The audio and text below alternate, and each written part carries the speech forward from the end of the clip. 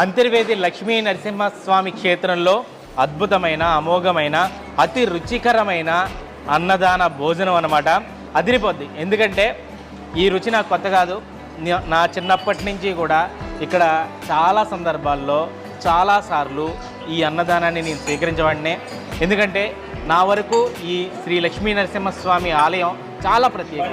నేను నా లైఫ్లో ఏ ముఖ్యమైన ఘట్టమైనా సరే ఈ క్షేత్రం నుంచే ఈ స్వామిని దర్శించుకున్న తర్వాతనే మొదలు పెడతానమాట.